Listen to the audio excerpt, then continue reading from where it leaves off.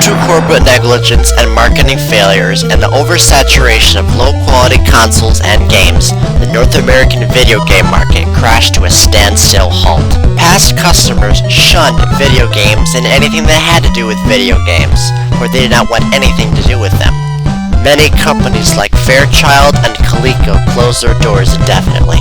Atari, on the other hand, was owned by Warner Communications. When the crash hit in 1983, Warner Communications saw the uselessness in owning this company. Atari was sold and reopened under a new owner a year later. The North American video game market was about to crash into non-existence. But for now, let's take a look at Japan. Now a piano company, the company CASIO decided to try its hand in the Japanese video game market. It was called the PV-1000. But unfortunately for CASIO, it failed to gain a significant market share and was pulled nearly just weeks after its release. Another Japanese video game company named SEGA was also trying to get a head start in the market. Their first console was called the SG-1000, also Sega Game 1000. It was released only in Japan and Australia on July 15, 1983. Just like Casio's PV-1000, Sega's SG-1000 wasn't really successful, but it also paved the way for further developments in this company. However, Sega could not compete with Nintendo's newest brainchild they were going to release in Japan on the same day. On July 15th in 1983, Nintendo released the Family Computer, also known as the Famicom in Japan. The Famicom was an extremely successful console, and talks about localizing it were being discussed. In a joint partnership with the electronics company Sharp, Nintendo released in Japan the My-C1 computer TV. It was a Sharp television unit with a Famicom built inside of it.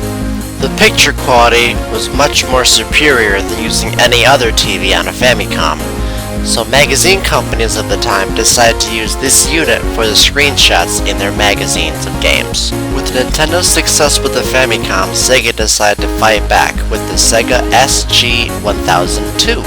With barely anything new to add to the first-gen SG-1000 besides the hardware redesign and the card catcher software that allowed some games to actually use the Sega game card software, there was really nothing new to it. Then, a year later, a small company named RDI Video Systems released the Halcyon. The game console featured an attached laserdisc player and a computer, and it was about the size of a VCR unit for the time.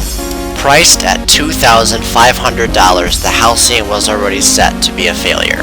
The Halcyon had a very pathetic lifespan and only lasted through 2 games before RDI declared bankruptcy. The reason for RDI's quick demise was possibly the company's high expectations. RDI claimed that the Halcyon would be entirely voice activated and would have the artificial intelligence that would be comparable to HAL 9000 from 2001: A Space Odyssey.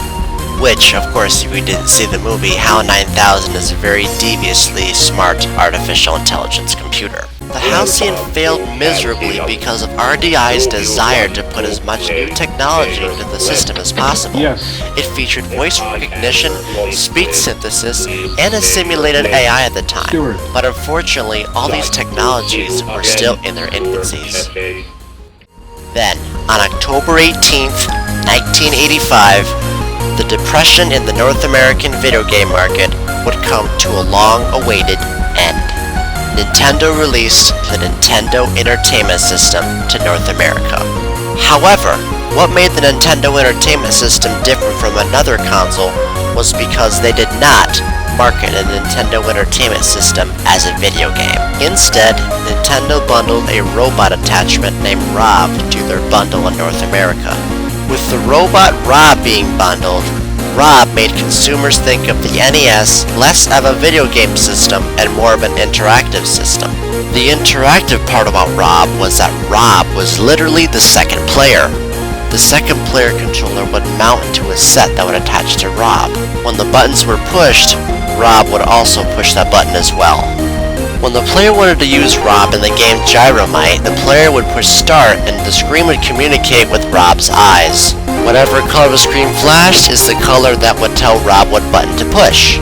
So then, Rob would begin his journey to pick up the right gyro and pick it up and put it on the blue button to help the player cross that door. However, this process was very slow and arduous and quite tedious, as you can see here.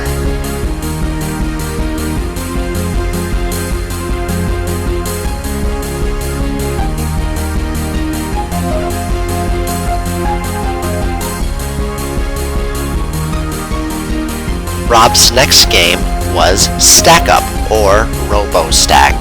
This game used even more extra pieces called blocks. However, in Stack Up, Rob proves to be a little bit more functional in this game. The object of the game is to get a certain pattern in the fewest moves as possible and try to be quick about it in time. Rob could be controlled by moving the character with the D-pad on the specified button. This was a boring and slow process as well. Looking at it firsthand, this may seem like a fun and easy task, but like with everything Rob did, it was slow, complicated, and always had issues. Due to the NES being marketed less as a video game, consumers finally broke their hate of video games and decided to buy it. Nintendo's success with the NES ultimately ended the North American video game crash and revived further innovations in the video game industry. Over 61 million units sold total in Japan and North America combined. Unfortunately for Rob, however, Rob was a slow, clunky, unusable gimmick. And with only 2 games in Rob's library, Stack Up and Gyromite, Nintendo abandoned Rob after they struck quick success with the NES. The NES's best-selling game was Super Mario Bros., which sold 40 million copies. The Nintendo Entertainment System was pretty much the Famicom localized to North America. However, there were many different changes in comparison between the two. One of the main differences between the two was the case design. The Famicom had a red and white color, while the NES was more of a gray and black color. The Famicom also loaded games from the top, while the NES loaded games from the front. Another main difference was the Nintendo Entertainment System had detachable controllers, while the Famicom's controllers were directly hardwired in. Another not very noticeable change was the pin differences. The Famicom featured a 60-pin cartridge design, which made the cartridges smaller, while the NES had a 72-pin design. This resulted in the NES having bigger cartridges. One of the changes the Famicom got that North American users did not get with the NES was peripherals. Famicom got a modem that was able to connect on a network which provided financial services. The Famicom modem also featured game cheats, jokes, weather forecasts, and a small amount of DLC for games.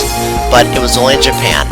A modem was being planned in the United States, and it would probably have players buy scratch cards and they would be able to play the lottery on the NES. But due to fears that minors would take advantage of the system, it was eventually dropped. Another difference that made the Famicom slightly superior than the NES was the external sound chips the NES was lacking. The external sound chips on the Famicom were already on there, but the problem was the NES had them removed and they were relocated to the bottom expansion port.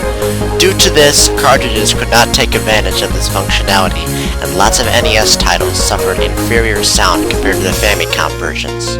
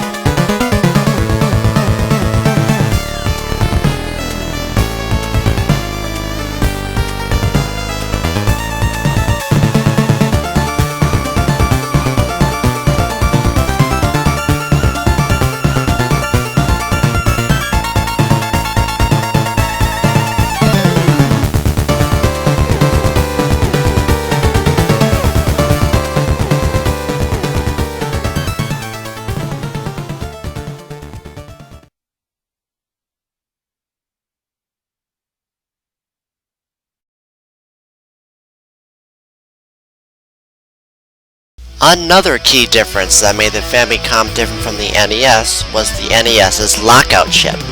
The NES, or 10NES lockout chip, removed and locked out any title that was not licensed by Nintendo. Famicom never had any chip of this sort. Due to this, bootlegged and pirated Famicom discs flourished well in Japan.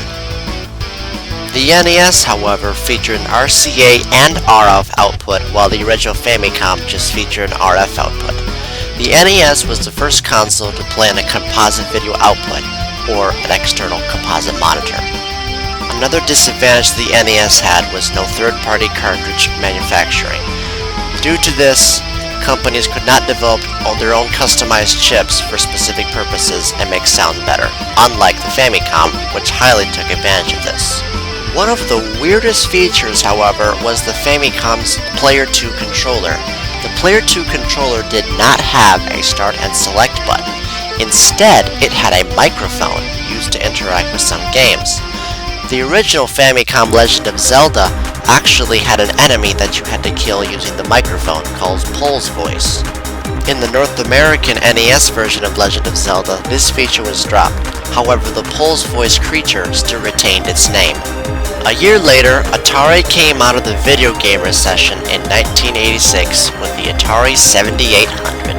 The original release of the Atari 7800 was released under the Time Warner-owned company, but due to the crash, it was shelved. The 7800 controller was very similar to the simple design of the NES. However, the 7800 controller had a joystick instead of a gamepad. Priced at an affordable $140 and completely backwards compatible with previous 2600 games, the 7800 sold very well. The software titles for the 7800 suffered very much, as when Nintendo revived the video game industry with the NES, they had companies sign exclusive agreements saying they couldn't make any game they made for the NES for any other competing system for 2 years. Trying to compete in a Nintendo-dominated market, however, was actually rough. Unfortunately, the 7800 only sold about 3.77 million units. The 7800 actually had many plans and aspirations, as a keyboard and connection to a future Laserdisc player were planned, but unfortunately, both of these ideas were scrapped in their infancies. Then, in 1986, Nintendo released a floppy disk add-on for the Famicom, only released in Japan. The Famicom Disk System, or FDS, used small floppy disks for their games. Games like Legend of Zelda, Metroid, and Kid Icarus were released on the FDS system, with a save feature. A year later, these titles were localized in cartridge form, but the save format was dropped for passwords and battery-backed memory. The greatest selling FDS game was Super Mario Bros. 2. However, the Super Mario Bros. 2 that Japan got on the FDS and the Super Mario Bros. 2 that the NES got were two completely different games. The FDS version of Super Mario Bros. 2 was supposed to have been released to North America. However, the high difficulty and the high similarity of the previous title convinced Nintendo of America it would be a marketing mistake to market it to North America. However, a Super Mario Bros. 2 game was planned and created and released on the NES, but it wasn't the same game. Nintendo eyed a similar Mario game that was released on the FDS called Yume Koyo Doki Doki Panic. Nintendo saw this as a similar Mario-like game, so they decided to mod character sprites and put Mario sprites in instead. Because the game was a direct clone of Yume Koyo Doki Doki Panic, it had little in common with the original Super Mario Bros. Game, such as picking up vegetables, creating secret doors, collecting cherries, and picking up and throwing enemies. The modding to Doki Doki Panic paid off. Super Mario Bros. 2 sold about 10 million copies and was the third highest selling NES game ever to date.